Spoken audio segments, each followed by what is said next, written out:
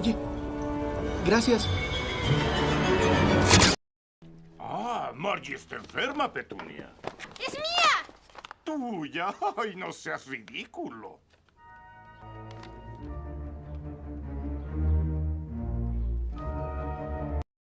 Primrose Everdeen. ¡Prim! ¡Prim! I volunteer! I volunteer! I volunteer as tribute! Vivo en un pantano, les pongo letreros, soy un ogro aterrador. ¿Qué tengo que hacer para poder conservar mi privacidad? Oh, no. ¡No! ¡No! ¿Qué están haciendo en mi pantano?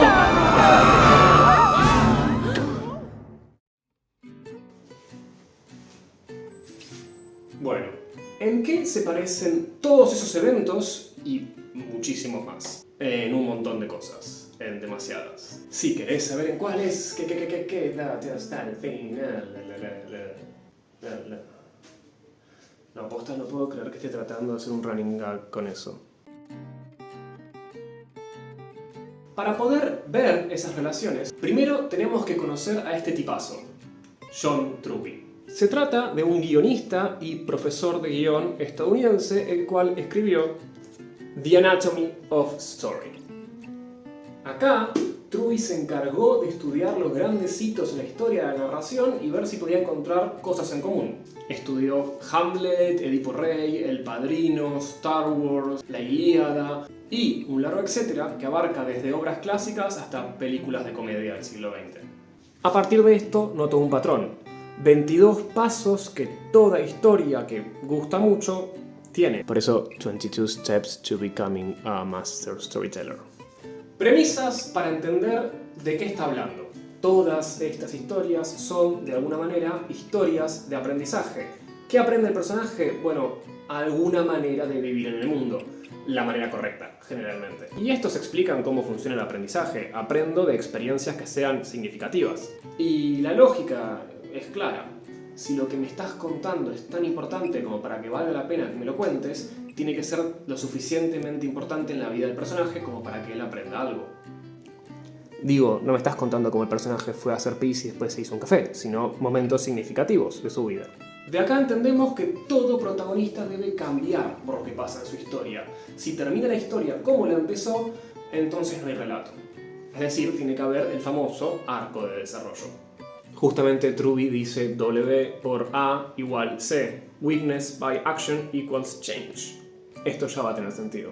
Igual, ojo con una cosa, la narratología no es una ciencia prescriptiva y mucho menos exacta. Lo que Truby en realidad está haciendo es describir cómo son las historias que ya existen, y generaliza un poco. No está diciendo cómo deberían ser las historias de ahora en más.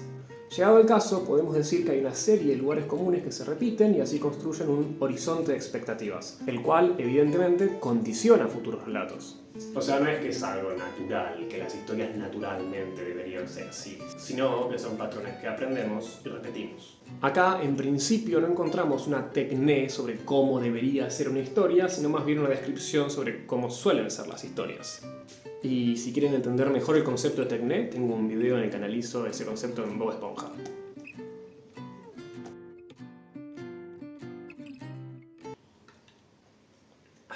Empecemos por necesidades y debilidades, que son un poco dos caras de la misma moneda. Mientras que la debilidad es aquello que el personaje hace mal, a sí mismo o a otros, la necesidad es lo que el héroe debe superar para tener una mejor vida.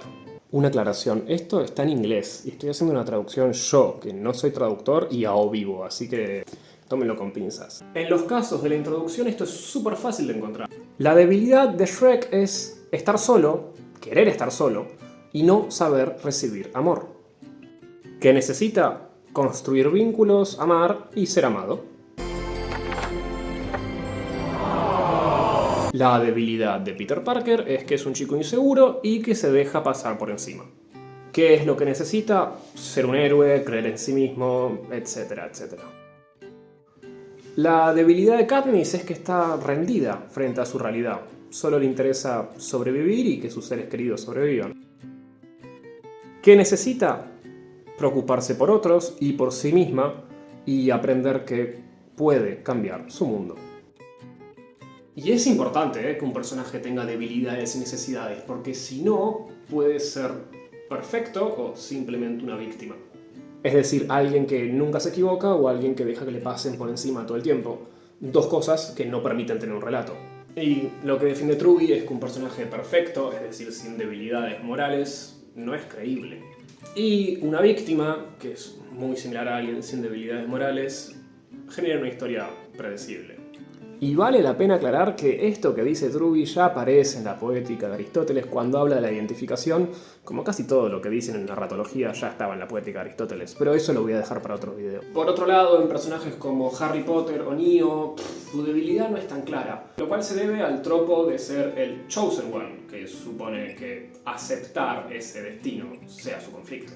Igual ambos tienen ese arco de desarrollo, el de aceptar su destino como el elegido. Harry pasa de ser un niño impulsivo en la 1 que se manda a pelear con Voldemort a armar un ejército. We've got one thing that Voldemort doesn't have. Yeah?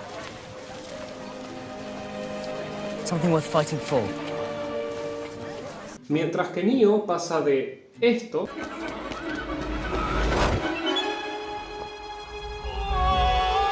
a esto. What is he doing? He's beginning to believe. Mi problema con esto es que es un cambio que se debe más a su función dentro del relato y menos a su personalidad, pero es un tema que merece mucho más desarrollo y quizás lo haga otro día. ¿O no? Pero lo que sí me quiero detener es que empezar una historia por la debilidad y la necesidad del personaje es extremadamente útil, porque me permite imaginarme cómo va a terminar la historia. Es decir, si el personaje va a tener un arco de desarrollo y empieza siendo de una manera, espero que termine siendo su opuesto. Una vez que tenemos las debilidades y necesidades, tenemos un marco del relato, el cual construye un objetivo. Este objetivo nos asegura que cada paso que damos nos esté llevando a la dirección en la que queremos ir. Si yo estoy escribiendo para que mi personaje pase del punto A al punto B, todo lo que está en el camino, todo lo que aparece, debería servir para eso. Nada sobra. Ahí es cuando entran cosas de relleno y tener que hacer más capítulos y bla bla bla. Otro día hablamos de eso. Todas esas escenas que vimos al principio estaban mostrando aquello que Truby llama inciting events, lo cual yo traduzco torpemente como evento incitador. Se trata de un evento que viene de afuera y causa que el héroe tenga un objetivo y tome acción. Y hago hincapié en esto.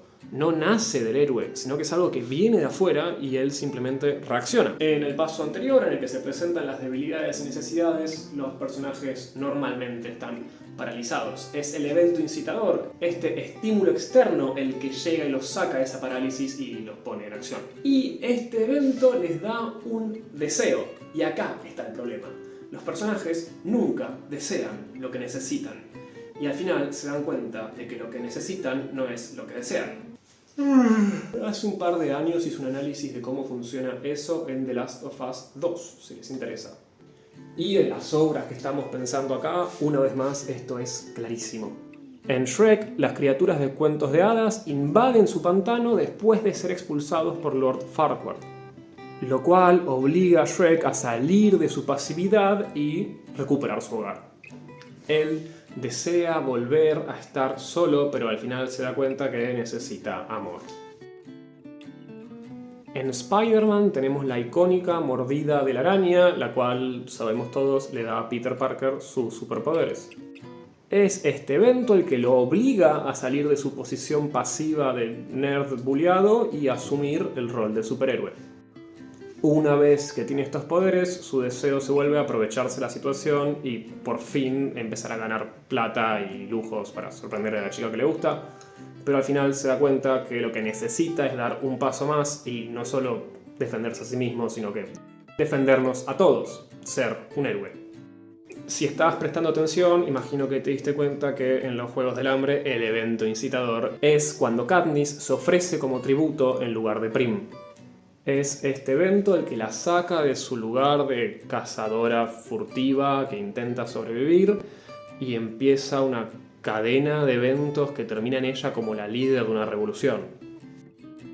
En Matrix, el evento incitador es haber recibido este mensaje, conocer a Morfeo y tener la escena de las 2 píldoras. Por supuesto que el personaje hace algo, él es el que reacciona y elige tomar la píldora que lo lleva a la vida real, pero la oportunidad de elegir le vino de afuera. Fíjense que es antes de este evento que Neo vive una vida monótona como programador y es solamente después de que esto pasa que él puede conocer la realidad. En Harry Potter, obviamente estamos hablando de la llegada de la carta de Hogwarts. Este evento, que viene de afuera, una vez más, lo saca Harry de su miserable vida con los Dursley y lo presenta a su identidad de mago y después de el elegido. Fíjense el patrón. Todos estos eventos dan lugar al que el personaje accione. A partir de esto, desea, se equivoca y finalmente aprende. Pero fíjense también que todos estos eventos le vienen de afuera, le suceden al personaje. No es acción, es reacción. Lo cierto es que conocer estos patrones pueden hacer que la ficción se sienta repetitiva, pero ¿es eso necesariamente malo? Y sí, es verdad que nos permite prever cómo va a terminar el relato, pero el final no es lo importante, el recorrido es lo importante. Es el camino del personaje lo que me conmueve, porque nunca es el qué, es el cómo. Además, y muchísimo más importante, atrás de estas historias hay un escritor o un grupo de escritores que están trabajando. Y para contar una buena historia no pueden depender solo de una inspiración divina. Necesitan una técnica, como en cualquier labor. Sin embargo, lo que más me fascina del evento incitador es cómo abre el juego. Por supuesto, sí, primero queremos conocer al protagonista, pero una historia nunca es un monólogo. Este evento llega de afuera y nos recuerda que un relato es un diálogo entre el héroe y el mundo que lo rodea. Un mundo que lo desafía, que lo empuja a enfrentarse a lo desconocido, a cambiar, a crecer. Es gracias a pasos como este que Truby logró evidenciar que las buenas historias, en el fondo, son historias de aprendizaje. Muchas gracias. Bueno, como no sabía qué poner en el final, voy a estar leyendo otro montón de ejemplos que me quedaron de eventos incitadores. El Rey León, la muerte de Mufasa. The Last of Us, el brote del Cordyceps. Star Wars 1, encontrar el mensaje de Leia en R2-D2. Stranger Things, desaparición de Will Byers. Los Increíbles, oferta de trabajo secreta a Bob. Edipo Rey, oráculo diciendo que la plaga es culpa del asesino de Layo. Hamlet, aparición del fantasma de Hamlet, padre. Iron Man, Tony Stark siendo secuestrado por terroristas. Buscando a Nemo, Nemo siendo secuestrado por el buceador.